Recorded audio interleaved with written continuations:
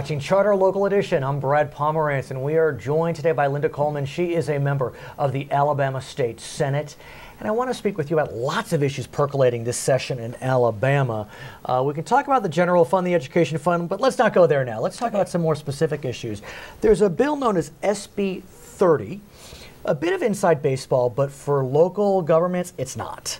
It's going to be a referendum. Tell us about this bill and what the voters will be deciding. Right, this is very important because there's going to be a referendum. This bill basically would allow local governments to have some form of local rule. All politics is local. When we come here, one of the main issues that we have is to ensure that we try to pass local legislation, which is what they're doing right now in the House and Senate. Right. And so oftentimes you have a bill that's of just a local nature, and you've had very specific. Very specific. Impacts no other county. No other county.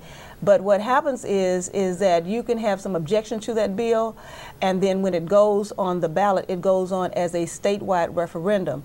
So I'm ending up voting on bills that involves Madison County, Macon County. Has nothing to do with your county. That has nothing to do with my county.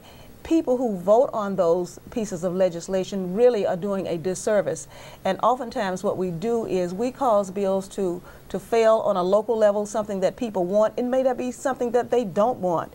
But then when it goes to a statewide vote and those people don't have the same knowledge about that bill and the impact, it can be devastating for a lot of the counties. So this bill would allow that only if it is a local legislation related to just that county or political subdivision, meaning that some counties, like Jefferson County, is annexed and Birmingham is annexed as part of Shelby County. So it will be just that political subdivision, that just those persons or constituents will be voting on that local legislation and would not be subject to a statewide vote. And that's just a huge advantage because it's saving the state millions of dollars, certainly thousands of dollars, in advertising that bill. And also, it is reducing the length of the ballot. Ballots becoming so long and cumbersome that people can't really read it nor understand it. Does this referendum have bipartisan support? It does have bipartisan support. So that helps. We worked on this bill for several years, starting in the House now. And so it passed the House and the Senate with bipartisan support. And of course, we had to tweak it. And that's why it is going before the voters in September as a statewide referendum. It is important that people understand that this is about giving local control, that authority to make those decisions without it being going to a statewide referendum to make decisions about things that happen in your county or your municipality. You mentioned the September election, and as you know, the Senate Pro Tem Del Marge had hoped to see on the ballot a referendum initiative that would have allowed gambling and even a lottery in Alabama. There's a huge hole in the general fund budget. Senator Marsh and others saw gambling as a way to try to raise revenue. The governor's been lukewarm on it, to say the least. But as we speak today, it doesn't appear that we're going to see that initiative on the ballot. What do you make of that? I think it's a sad scenario. First of all, people said that the voters of Alabama did not want gambling. Well, that's not what the poll has said, and you've had different entities to do polling. There was a very good article not too long ago by Pat Dye, and basically it said that, you know, this is not rocket science, it is common sense. We are sending our tax dollars outside of the state. We know that there's gambling in the surrounding states, so folks are going to Tennessee and Georgia and gambling there, and the dollars are not being spent and saved here. Exactly. We are talking about there's not enough money for education. We are talking about there's not enough money in as far as gas tax for roads. Everybody's concerned about roads and bridges, and we know that's one of those things that we are lacking in as far as improvements of roads and bridges. Well, the roads and bridges money comes from gas dollars. And every time I go out of the state, I'm buying gas in that state. It is a tourism impact. It's a destination type of thing because when we say we want people to come to Alabama, but you come, what is there to do? So we are missing out on so much. This is money that is not extra tax on the taxpayer. Now, you have the religious proponents that want to argue, you know, it's a religious thing. We have gambling in the state. And if you don't want to gamble, you don't have to gamble. You don't have to go there. And the point is that the gambling that you have in the state, you get no tax dollars and no revenues from it. So it is not helping the state in any way. Do you feel as if Senator Marsh's proposal could revive? Do you think the discussion will continue? I really hope it does. I really hope, if we are about allowing the citizens to make the decision, what harm is there in making it a referendum? One thing about it, it will be settled once and for all if the citizens want it. And I think that we will probably have one of the hugest turnouts in the state. One could say, yes. Yes, and so I think that the citizens should be allowed to vote on it, one way or the other. Now, I can live with it however they go, but let the citizens vote. A lot of contention also on the question of health care, yes, Medicaid. I'm not going to speak for Governor Bentley, but if you read the tea leaves, it seems that Governor Bentley might be interested in accepting the Medicaid expansion. I don't know if he'd say that out loud, but that's how I read the tea leaves. Yeah.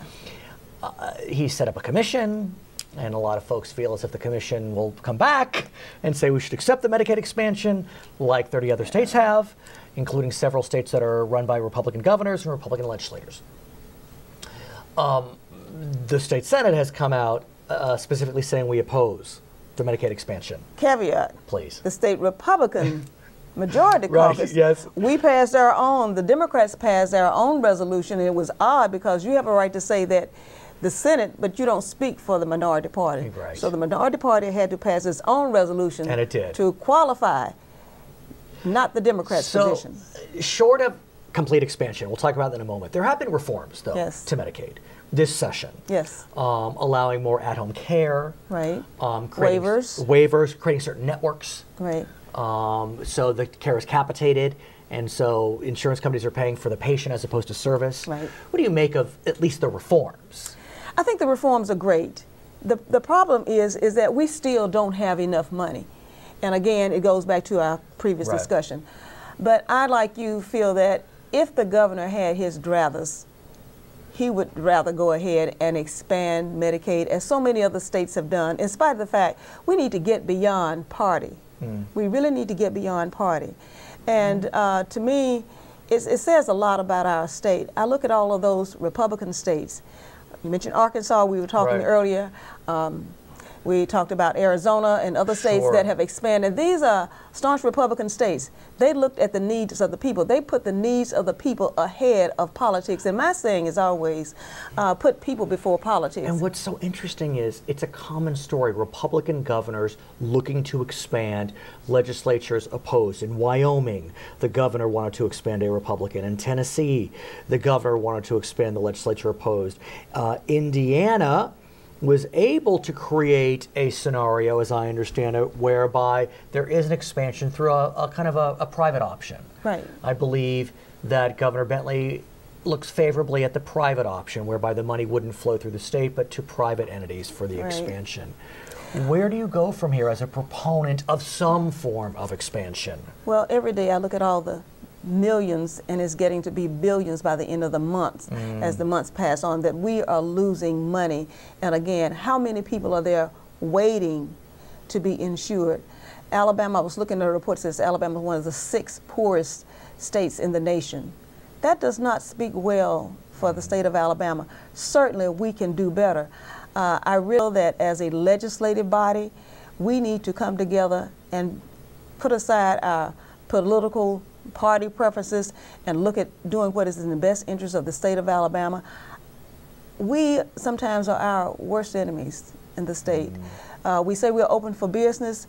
A lot has to do with diversity and whether we appreciate diversity and whether we value it.